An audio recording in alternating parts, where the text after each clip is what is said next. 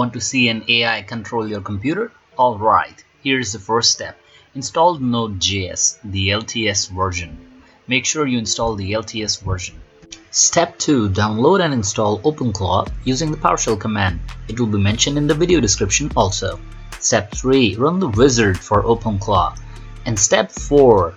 Make sure you select Gemini as your AI model. Create an API key if you haven't. And copy the API key onto a notepad and keep it safe. Let the setup keep on running for OpenClaw and make sure it's installing the gateway service for OpenClaw. As you can see on the screen, it will proceed after you hit and select enter. It will proceed to install the gateway service.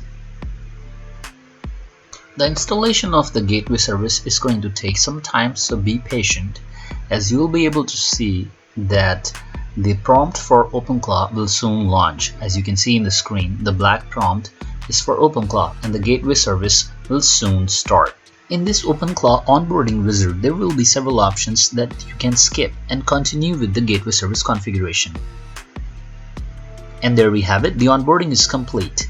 And now we are logging into the OpenClaw web interface. Once you have logged in, you can see that there are channels, and in the channels we have the option of WhatsApp and Telegram. For this tutorial we will be using Telegram. Once the onboarding wizard is complete, you will notice that Telegram will be automatically configured and enabled.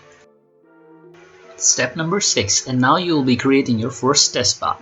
You just have to go to your Telegram, go to bot folder and create a test bot. Step number 7. Initiate your bot pairing. Just start the bot as shown in the screen and start your bot pairing. And now enable the bot pairing from OpenClaw using the code produced in the previous step. Step 9. Finally send message from your bot and confirm it in the OpenClaw prompt. And finally send a /status command from your bot and you should be able to see a response from OpenClaw using your Google Gemini API key. There you have it folks, your OpenClaw AI is ready.